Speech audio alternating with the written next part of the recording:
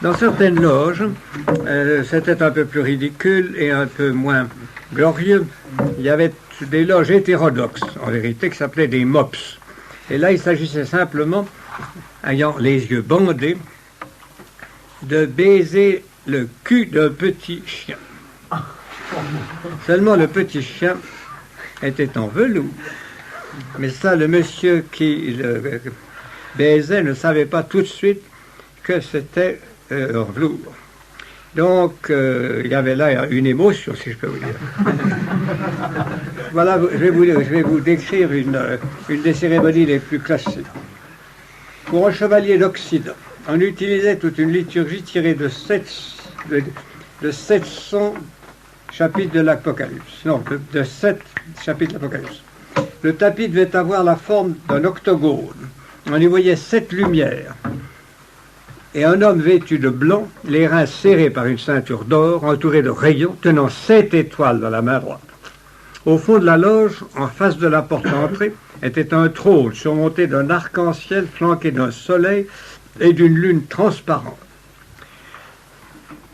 Il était précédé de 7 marches qui s'appuyaient sur 4 animaux à face humaine. Sur les 2 côtés, le long de la loge, se trouvaient 22 autres trônes, où étaient assis des vieillards à longue barbe, avec une couronne sur la tête. On les appelait respectables vieillards. Le président de la loge siégeait au milieu, il tenait dans ses mains augustes le livre fermé de 7 sceaux, et on le nommait respectable vénérable vieillard.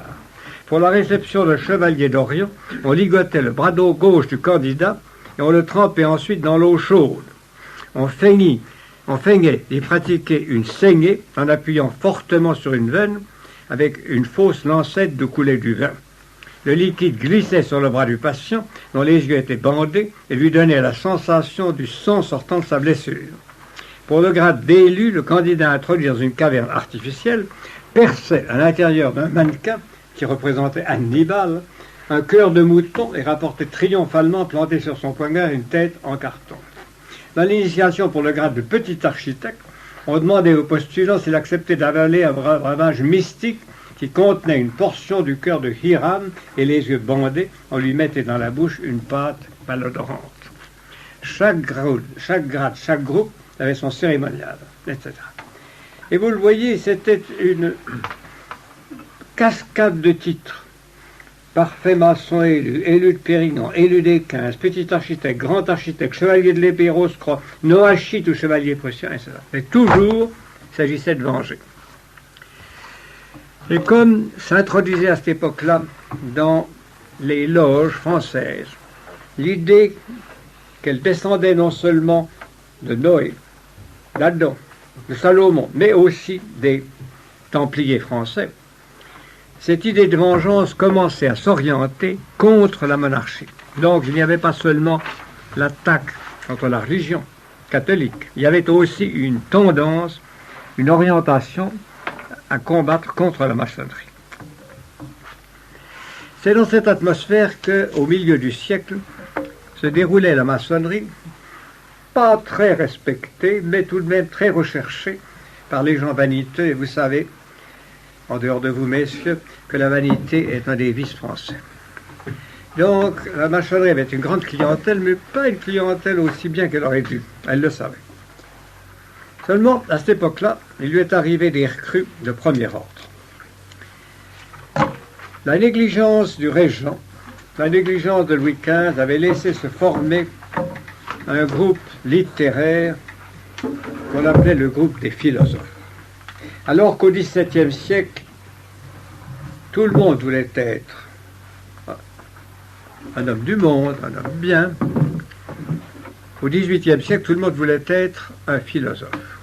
On disait « je suis philosophe », comme auparavant, on disait « je suis noble ».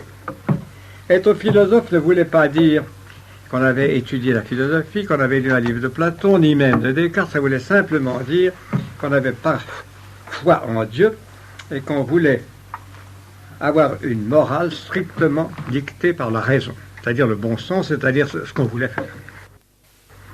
Donc, vous voyez les avantages d'être un philosophe, et en même temps, ça donnait un grand prestige auprès des dames et des imbéciles qui sont la majorité de l'humanité. Mais Tout cela, les écrivains l'avaient exploité, et les écrivains se rendirent compte que le moment était venu de faire un grand effort vers 1745. C'est à ce moment-là que Voltaire commença à organiser, car c'était vraiment une secte, à organiser la secte philosophique comme une loge maçonnique. Lui-même étant en quelque sorte le grand maître, son ami Thierriot étant en quelque sorte son agent de liaison, Diderot étant le recruteur, et bientôt d'Alembert étant à l'Académie le représentant de cette secte, car depuis 1755, l'Académie a une majorité de philosophes et fait la loi à l'Académie. Pour tirer parti de cette extrême puissance et cette bonne organisation, Voltaire et Diderot décident de faire un geste maçonnique. Les Anglais, la maçonnerie anglaise, avait publié une encyclopédie chez l'éditeur Chambers. Pourquoi la maçonnerie anglaise avait-elle fait cela? C'est qu'il leur semblait nécessaire, en dehors de la propagande qu'on faisait auprès des membres, de lancer dans le public une compréhension des mots et une vue de la réalité qui fut conforme à leur tendance, c'est-à-dire esprit pratique, plus parler de religion, plus parler de problèmes mystiques, parler simplement de science, d'industrie, de commerce, de vie quotidienne et du progrès de l'humanité. Donc, tel était l'esprit de l'encyclopédie de Chambers, qui était faite pourtant avec beaucoup de prudence. D'abord, il fut entendu avec un libraire maçon qui s'appelait Le Breton qu'on traduirait l'encyclopédie de Chambers. Mais Diderot avait une vitalité du tonnerre, et bientôt il décida de ne pas traduire Chambers, mais de faire une encyclopédie plus violente, plus audacieuse, plus réussie.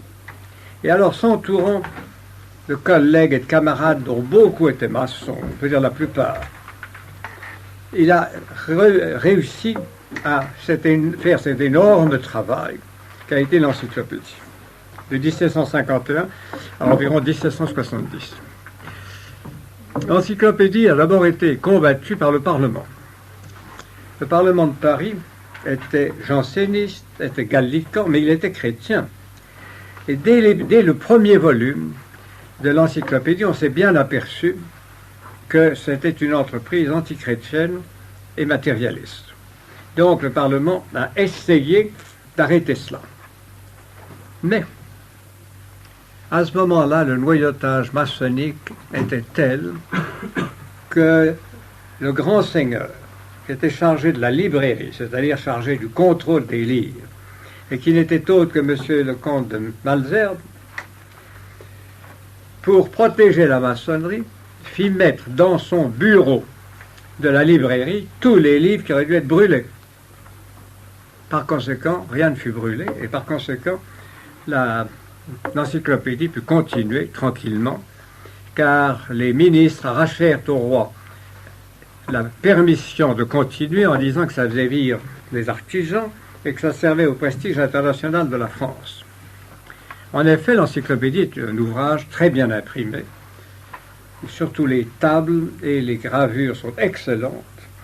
L'encyclopédie fut achetée par toutes les personnes importantes de l'univers, depuis l'impératrice Catherine II jusqu'au roi Frédéric II, sans compter tous les petits princes d'Allemagne et d'Italie et de Pologne.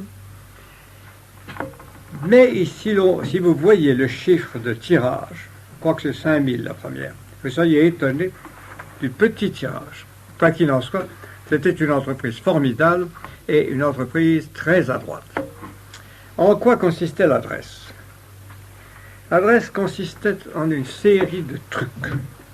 L'un des trucs était, pour éviter d'avoir de trop gros ennuis, quand on traitait d'un sujet religieux, on traitait brièvement et d'une façon à peu près orthodoxe. Mais il y avait un renvoi qui renvoyait à un autre mot où la même question était traitée non plus du tout d'une façon religieuse, mais avec scepticisme et souvent même d'une façon grossière et insultante. voyez donc que par un jeu de renvoi, on arrivait à dire le contraire à un endroit de ce qu'on avait dit à un autre endroit, et à montrer au lecteur intelligent et subtil ce que l'on pensait vraiment. De plus, toute l'orientation de l'encyclopédie était une orientation humanitaire et matérialiste. Ce que Diderot voulait faire, et ce qu'il a fait, c'était d'exalter l'éclat de la civilisation du XVIIIe siècle, la civilisation matérielle, la civilisation industrielle, la civilisation que l'homme semblait avoir fait par lui-même et pour lui-même, en dehors de tout but spirituel, et simplement pour dominer la terre et se procurer du plaisir, des avantages. Ainsi, Diderot, très adroitement, pensait attirer à lui toute cette classe si nombreuse et si importante en France des artisans, des imprimeurs, des horlogers, des libraires, toute cette énorme petite bourgeoisie française intelligente et encore attachée à l'Église, mais qu'il flattait par la description qu'il faisait de leurs travaux et en même temps auquel il insinuait toute une série d'idées matérialistes. Ce travail eut donc un très grand retentissement et dans la haute société devint une sorte de Bible.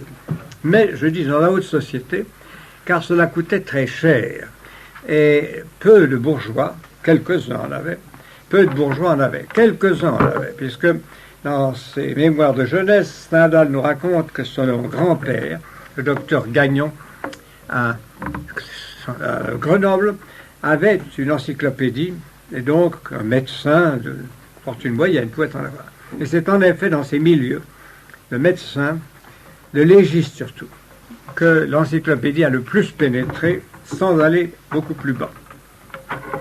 C'était pour les philosophes un énorme succès d'avoir réussi cela, malgré l'Église, malgré le Parlement, malgré le roi.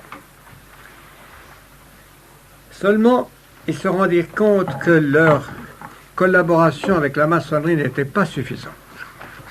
Et l'un d'entre eux, qui s'appelait Helvétius, eut une idée encore plus ingénieuse. Helvétius était à la fois le fils d'un médecin hollandais venu à Paris, qui avait eu une très grosse influence, qui avait soigné beaucoup de gens, et qui avait fait une telle fortune qu'il était en même temps banquier. Helvétius était un homme très riche, très impie, qui avait épousé une très jolie femme de Lorraine, laquelle ils avaient rendu impie, et ils avaient un salon très à la mode, qui était le grand salon maçonnique de Paris. Et il y attirait tous les hommes de lettres qu'il pouvait.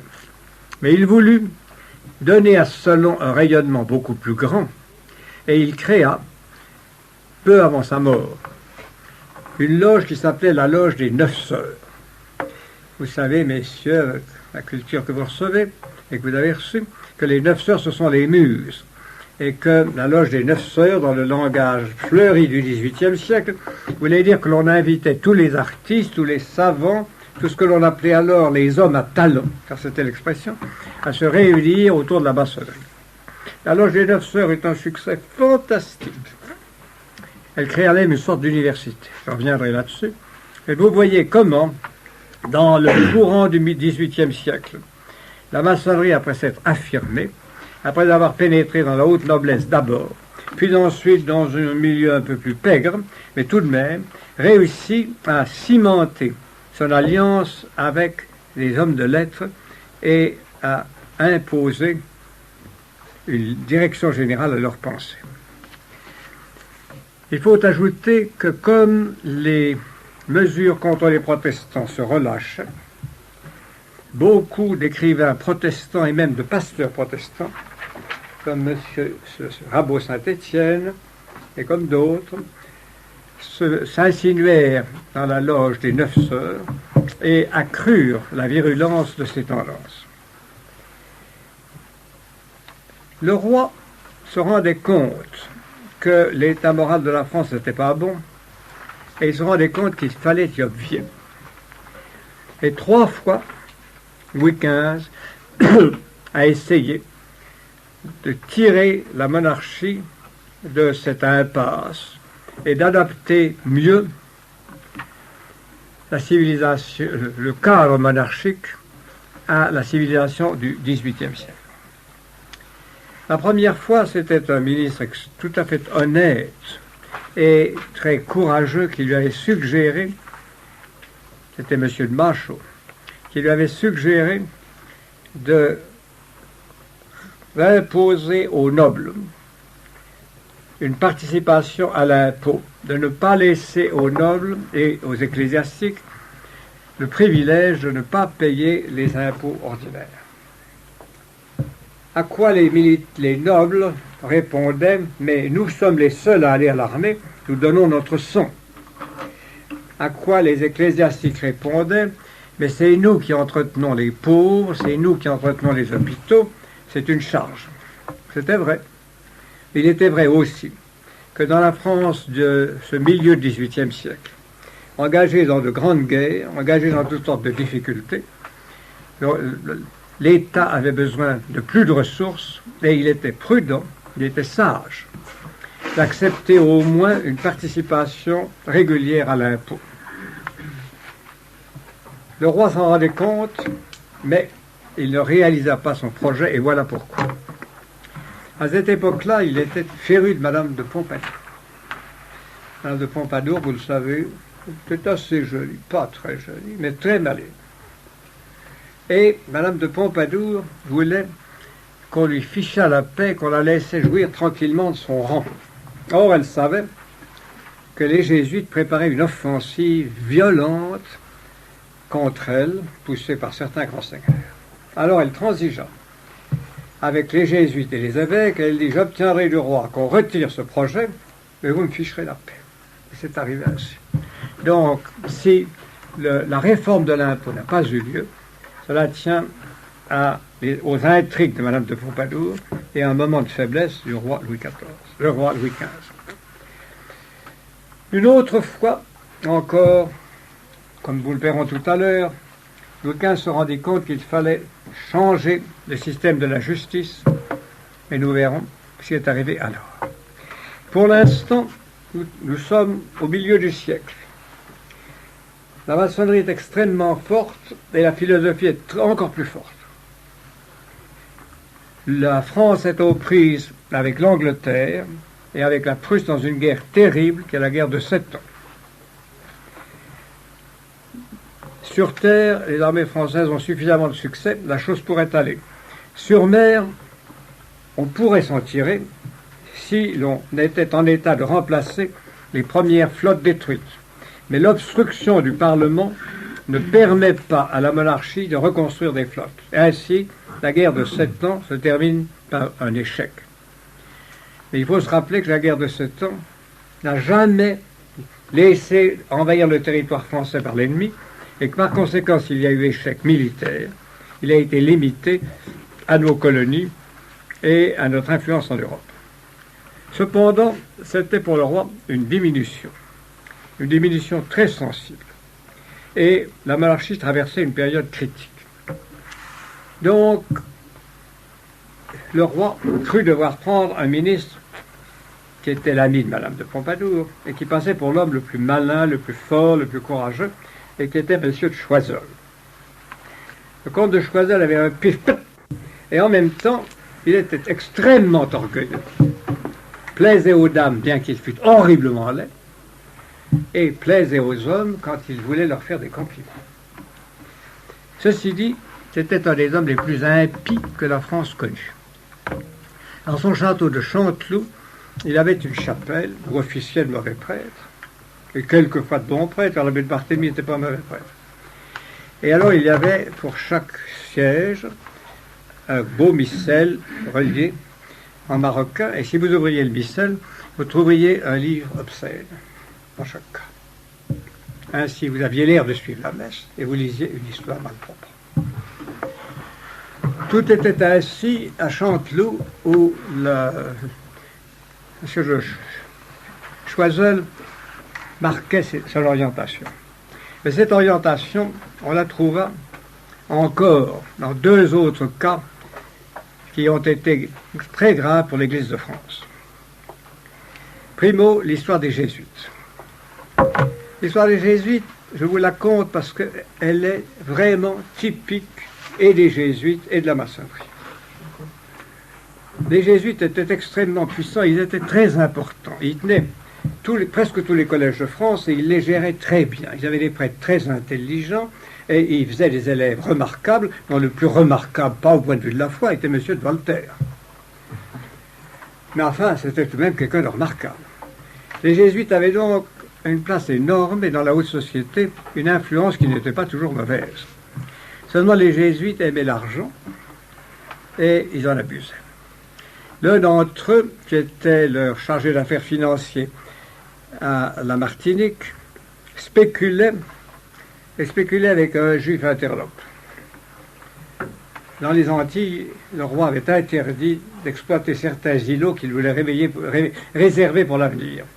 Le jésuite Lavalette exploitait 2 de ces îlots avec son juif. Louis XV le sut et écrivit lui-même au père Lavalette « Il ne faut pas faire ça, vous aurez des ennuis ».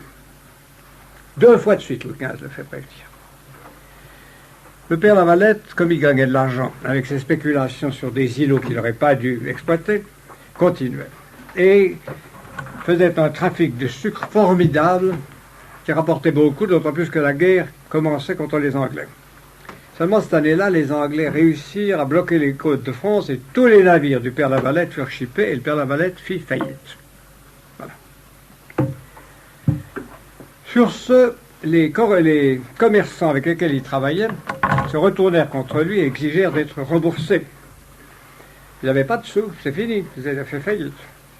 Alors les commerçants se tournèrent vers les Jésuites de France, qui dirent « mais nous n'avons rien ». Les commerçants se tournèrent vers les Jésuites de Rome, qui disent « ça ne nous regardait pas ». C'était donc tout ça, vous le voyez.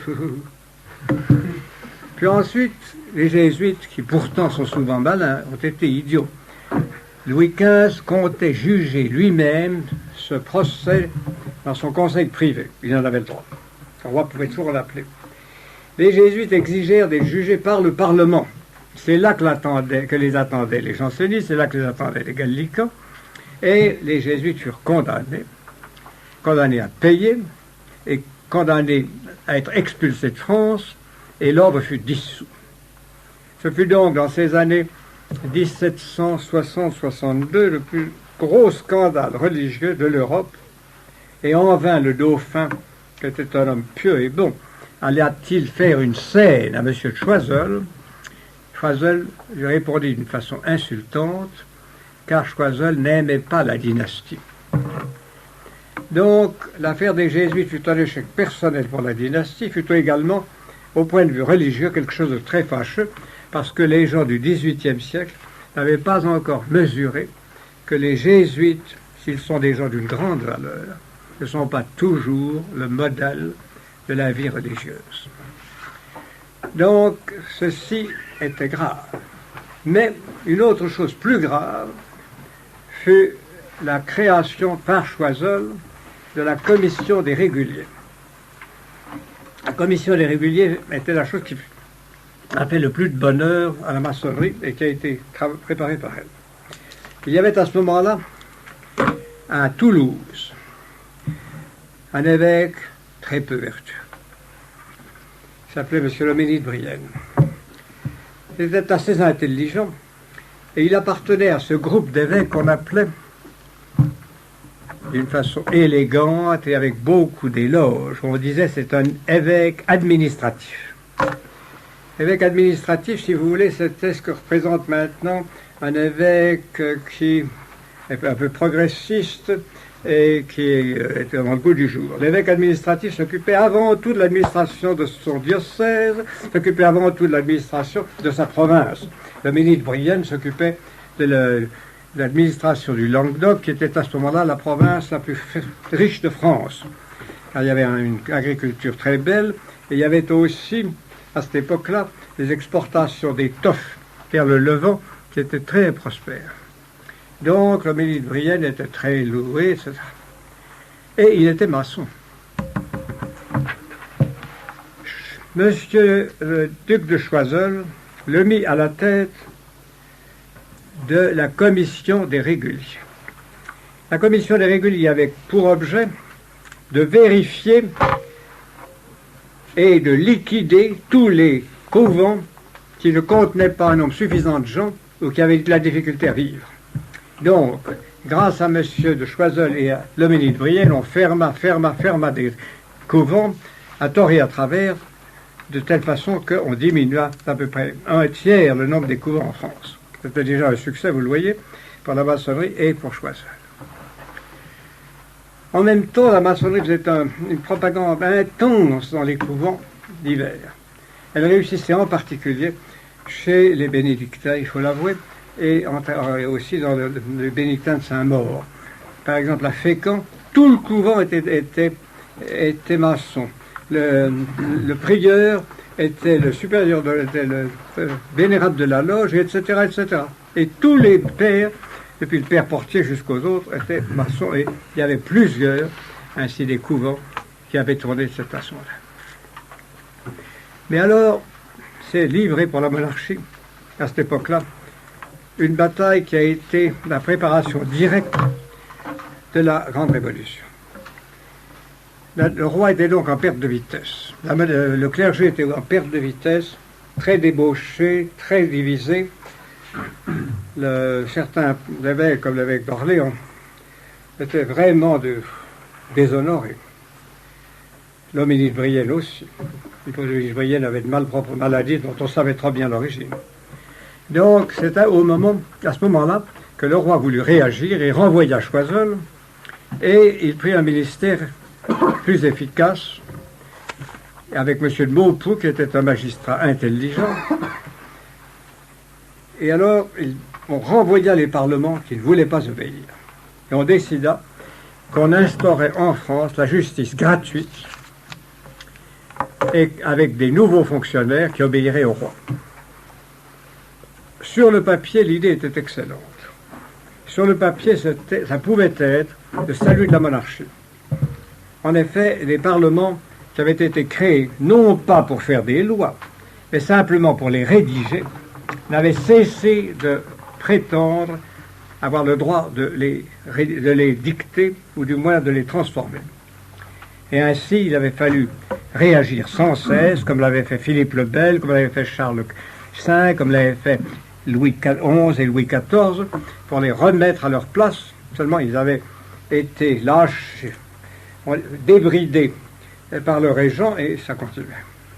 Et ils étaient soutenus par tous les princes du sang, sauf un, le comte de la Marche, et aussi entre le roi, qui avait renvoyé les parlements, les princes du sang, les parlementaires, toute cette masse de petits employés des parlements de Paris, et la maçonnerie qui soutenait ces gens-là, s'est livré une bataille de pamphlets, d'insultes, d'injures, qui a duré 4 ans, de 1770 à 1774. Elle a été d'une violence et d'une grossièreté qui vraiment est le prémisse de ce que sera la période révolutionnaire. Le roi Louis XV l'aurait sans doute gagné si un mauvais choix, avait tout compromis. L'un des juges, qui s'appelait Gutzmann, eut à juger un petit monsieur pas très sérieux qui s'appelait Beaumarchais, et le condamna d'une façon injuste. Beaumarchais, qui était coriace, fit appel et accusa la femme de Gutzmann d'avoir touché de l'argent pour le présenter à son mari et de ne l'avoir pas présenté au mari. La femme était bête, stupide, elle s'embrouilla. Et Beaumarchais, qui avait beaucoup d'esprit, fit une véritable comédie de cette comparution, en sorte que tout Paris commença par se moquer de Gutzmann. Enfin, ça n'était pas tellement grave, jusqu'au jour où on s'aperçut que cet homme, ce juge, c'est Beaumarchais qui le sut, ce juge avait un faux ménage avec une ouvrière, qu'il avait donné un enfant à cette ouvrière, qui n'avait pas voulu le reconnaître, qui avait accepté d'être le parrain, mais qu'il avait signé au baptême sous un faux nom, ce qui rendait illicite cet acte, car c'était à ce moment-là la seule pièce d'état civil, et ce qui était un faux en écriture tellement grave qu'il était lui déshonoré, et que du même coup, le tribunal où il était, et où il était un membre important, se trouvait déshonoré. Cet incident, qui n'était qu'un incident petit, fit un tort immense au tribunal, un tort dont le tribunal ne se releva jamais, malgré tous les efforts qu'a fait le roi Louis XV. Si Louis XV avait vécu assez longtemps, la chose aurait pu changer, mais il devait mourir 18 mois plus tard, et c'était trop tôt. On était encore sous l'influence de cela. Et on était sous l'influence de cela à un moment où la famille royale était divisée. Louis XV avait pris comme maîtresse une charmante femme, qui était évidemment une putain, mais qui était aussi une très pieuse femme, et qui s'appelait Madame du Barry. Elle était la plus jolie de toutes. Elle avait de très bonnes idées, elle était très, très bien. Mais enfin, elle n'avait pas de bonnes mœurs auparavant. Enfin, c'est pas de sa faute, quoi. Enfin, elle avait de bonnes idées. Et elle était détestée par les maçons, par beaucoup de gens, et par Marie-Antoinette, qui avait organisé, bien qu'elle fût la petite gendre du roi, une cabale contre elle. Alors, Louis XV, furieux contre la femme du dauphin, était mécontent du dauphin, ne le mettait pas au courant des affaires, ne le recevait pas, ne le faisait pas venir aux réunions de ministres, et ainsi, la famille royale, qui aurait dû être unie dans ce moment grave, était désunie au moment où toutes les forces hostiles, philosophie, maçonnerie, haute noblesse, étaient dressées contre elle. Ceci me permettra demain de vous montrer comment Louis XVI a essayé de rompre ce faisceau de forces hostiles et comment, en fin de compte, il a été battu et il est mort. Mais c'est ce drame que je vous raconterai demain, et drame qui, vous le verrez, n'a pas du tout la forme que l'on donne d'ordinaire au récit de la Révolution, qui est un récit mensonger, fabriqué après coup pour faire excuser des crimes inexcusables. Si vous avez des questions, vous n'avez plus beaucoup de temps, mais vous pouvez me les poser demain. Maintenant, dès aujourd'hui, vous pouvez me les poser, je vous répondrai demain. Paraîtrait intéressant de savoir quelles étaient exactement les différentes loges maçonniques avec la Grande Loge de Londres, parce que, et même en Angleterre, de Londres, enfin en Angleterre, et même si en Angleterre il a subsisté après la création par des habillés de la Grande Loge de Londres d'autres sectes d'une obédience plus spirituelle. Ceci est un monde, mais voici brièvement ce qu'on peut vous dire. Toutes les loges françaises du début devaient avoir un brevet de la Grande Loge de Londres. Toutes. À partir du moment où il y a eu un grand maître français, toutes les loges françaises devaient avoir un sceau, un papier du grand maître français. En Angleterre, il y avait 4 autres obédiences qui s'étaient séparées l'une de l'autre et qui vivaient et qui se faisaient la guerre. C'était des obédiences dont certaines étaient plus, si on peut dire, plus à gauche, d'autres étaient plus traditionnelles et presque chrétiennes. Il y avait donc en Angleterre une guerre, et en Angleterre, la guerre a fini par être gagnée par les maçons modérés, donc ceux qui étaient déistes. En France, au contraire, les loges, comme je vous le dirai demain, ont été reprises en main par les éléments les plus violents et mises sous la coupe de l'homme le plus dangereux, qui était le duc d'Orléans, et de son secrétaire, M. Chaudel.